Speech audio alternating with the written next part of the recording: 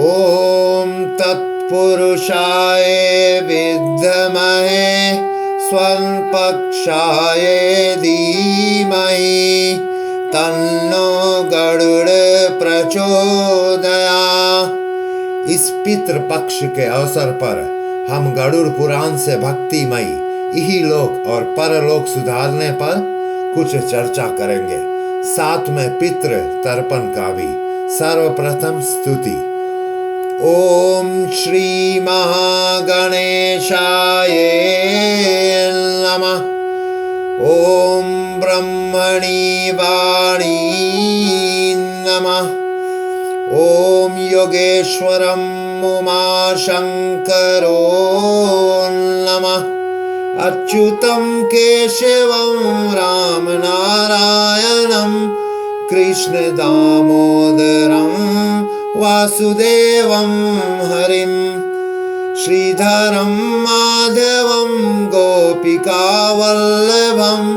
जानकीनायकं रामचंद्रं भजे। श्री महागरुड़ गायत्री। ओम तत्पुरुषाय विद्महे स्वपक्षाय धीमहि तन्नो गरुड़ प्रचोदयात्। श्री गरुड़ पुराण के जन्म और जीवन पर थोड़ी सी चर्चा। फिर गरुड़ पुराण पर सृष्टि के आरंभ में राजा दक्ष के 60 कन्याएं हुए, यानी कि 60। उनसे 8 कन्याएं धर्म को ब्याही गई, 27 कन्याएं चंद्र को, 11 कन्याएं 11 रुद्र को, एक माता सती शिव जी को और 13 कन्याएं ऋषि कश्यप को ब्याही गई। वह 13 कन्या ही माता हुई कई जीवों के। ऋषि कश्यप के 13 पत्नी में माता अदिति 12 आदित्य देवताओं को जन्म दी। माता धनु दानों, माता दिति दैत्य को और माता सुरभि गौ भैंसों को। माता कद्रु नागों को, जैसे वासुकी, कालिया, धनंजय, करकोट, तक्षक आदि। और माता विनिता ने पक्षियों को जन्म दी। प्रमुख गरुड़, अरुड़, जटायु, संतापी आदि। श्री गरुड़ पुराण एक वैष्णवी ग्रंथ है, यानी कि हरि वचन। जैसे भागवत गीता में श्री कृष्ण ने अर्जुन को गीता ज्ञान उपदेश दिया, तो उसे हम हरि आप्त वचन मानते हैं। उसी प्रकार भगवान विष्णु ने गरुड़ को भी यह ज्ञान उपदेश दिया है।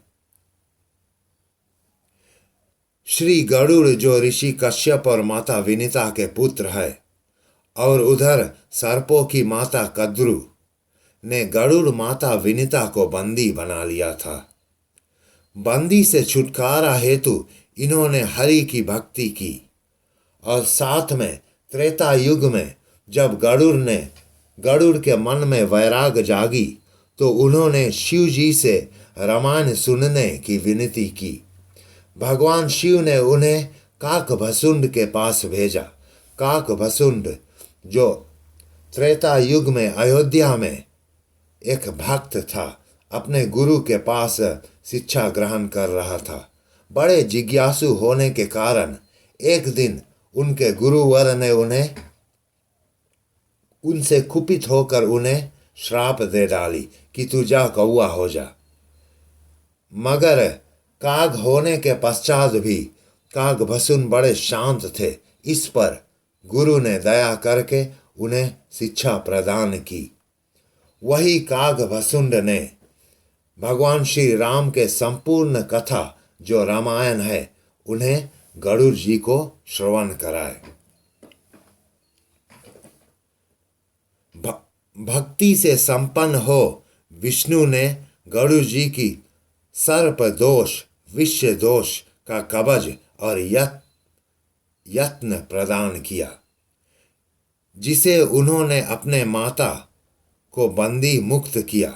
साथ साथ में श्री विष्णु ने उन्हें विष्णु वाहन बनने का वरदान और श्री भक्ति भी प्रदान की।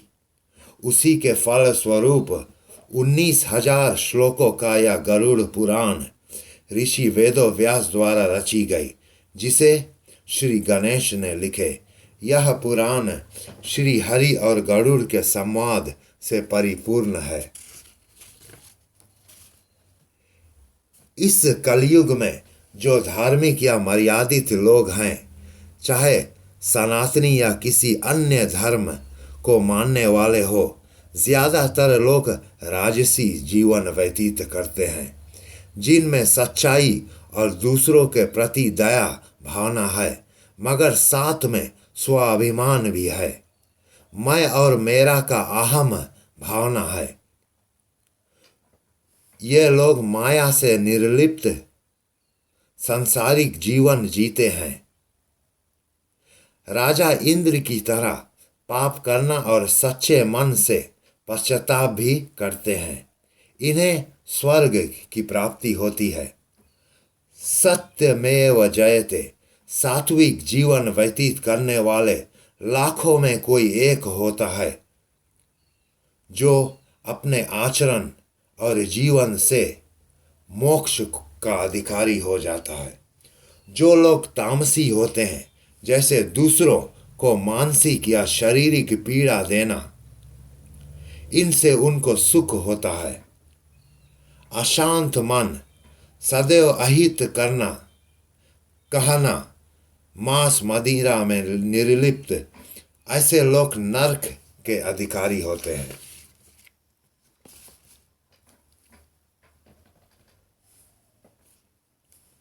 पवित्र पुण्यदायक आत्मा उद्धार करता है यह गरुड़ पुराण। साथ अपने पितृजनों को परलोक में सतगति प्राप्त कराने के लिए पुत्र पौत्र आदि के कर्तव्य का भी निरूपण की गई है। इस गरुड़ पुराण में मनुष्य जीवन के वास्तविक लक्ष्य को प्राप्त करने के सहयोगी है। परलोक का वर्णन तथा संसार से आवागमन से मुक्त होने की विधि भी वर्णित है। व्रत, श्राद्ध, दान, सप्तपिंडी क्रिया, ये सब इनमें विधित है। गरुड़ पुराण पूर्व खंड और उत्तर खंड, साथ में आचार्य कांड, धर्म कांड, ब्रह्म कांड और प्रेत कल्प इनमें विद्यमान है। सत्य चित्त आनंद सचिदानंद का ही जीव अंश है। इसे पराशक्ति कहते हैं। जन्म पर यह जीव माया से निर्लिप्त होती है। माया 8 अंशों से संयुक्त अपराशक्ति है। माया का 8 अंश है: पृथ्वी, जल, अग्नि, वायु, आकाश, मन, बुद्धि, अहंकार। यानी कि 5 तत्व, मन, बुद्धि, अहंकार, ये माया का 8 अंश है, अपराशक्ति।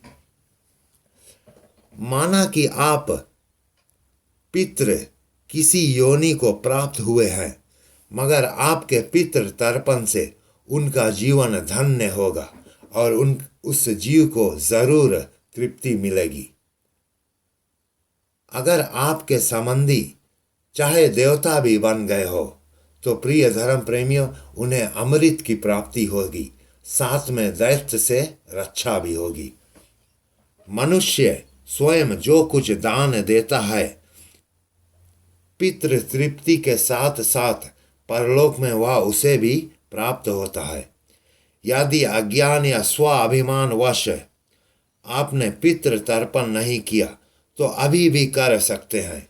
हालांकि लोग मिलेंगे जो कहेंगे कि भाई जीते जी माता पिता की सेवा ना किए तो अब क्या करना। ये अहंता, अंधविश्वास युक्त लोगों को मत मानिए। जब से आप चेते, अपने पुरोहित के पास जाइए और नर्म निवेदन विनती कर उनसे शास्त्र सम्मत पितृ तर्पण कराइए। जो लोग सनातनी नहीं है उसका क्या वे भी अपना तर्पण करते हैं किसी अन्य प्रकार से? वे भी अपने तरीके से तर्पण करते हैं। जैसे एक माता अपने पितृ के समाधि पर अश्रु से धुले एक फूल अर्पण करती है।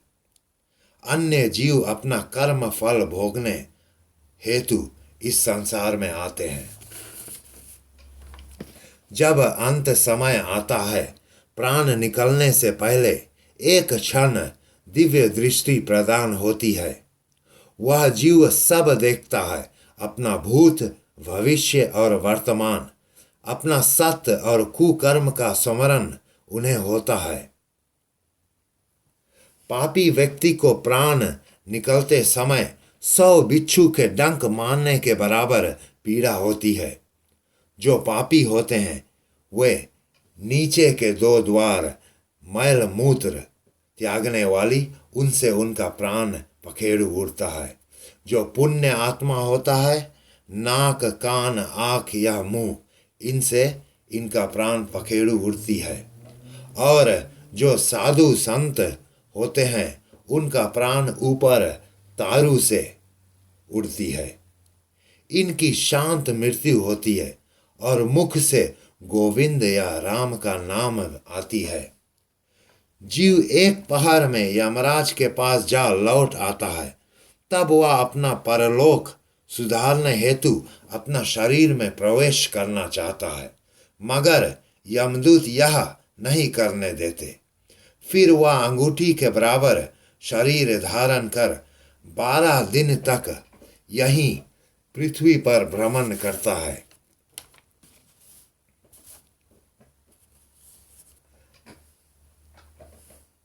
सर्वप्रथम सपिंडी क्रिया पूर्वज पिंड दान को कहते हैं। फिर बाद में मृतक का पिंडी क्रिया करें। दाह संस्कार के समय 5 पिंड 5 तत्व के लिए भूमि, आकाश, अग्नि, वायु, जल। राख सिरवाने के दिन 6ठा पिंड अंतःकरण शुद्धि के लिए। फिर 10 दिन तक एक एक पिंड निकालने का विधि है और 360 पिंड निकालने का भी विधि है। आप अपने पुरोहित से संपर्क कर सकते हैं। 13वें दिन यमपुरी यात्रा आरंभ होती है, जो 1 वर्ष में 16 द्वार होते हुए पूरी होती है। पुण्य आत्मा का सुखमय यात्रा फिर यमपुर में श्री हरि का शांत चित्त दर्शन होता है। पाप आत्मा दुखदायी यातना सहते हुए दुखदायी भयानक यम दर्शन पाता है और फिर नरकों की यातना भोगता है। ओम तत्पुरुषाय विद्महे स्वल्पक्षाय धीमहि तन्नो गरुड़ प्रचोदयात्। प्रिय धर्म प्रेमियों, अब हम आपको कुछ रेफरेंस प्रदान करेंगे। आपको गरुड़ पुराण लेने की भी आवश्यकता नहीं है। आप YouTube में टाइप कीजिए गरुड़ पुराण पार्ट 60 में आपको शिष्टाचार के विधि मिलेंगे। सत्य, दान, दया, निर्लोभता, विद्या, यज्ञ, पूजा आदि। 61 स्नान विधि, 62 and 63 में श्राद्ध विधि, 64 पुराणों की व्याख्या, कलयुग नाम कीर्तन महात्म्य, 65 8 योग, अक्षर ब्रह्म स्वरूप, अक्षर ब्रह्म श्री हरि नाम को कहते हैं, 67 स्तोत्र, 68 ब्रह्म ज्ञान निरूपण तथा साष्टांग योग, 69 जो मनुष्य गरुड़ पुराण को सुनता अथवा सुनाता है वह अपने समस्त अभीष्ट को सिद्ध कर अंत में मोक्ष को प्राप्त कर लेता है। जिस व्यक्ति के घर में गरुड़ पुराण रहता है उसे इसी जन्म में सब कुछ प्राप्त हो जाता है, यह गरुड़ पुराण कहती है। यह गरुड़ पुराण नीतियों का कोश, भोग और मोक्ष प्राप्ति करने वाली है।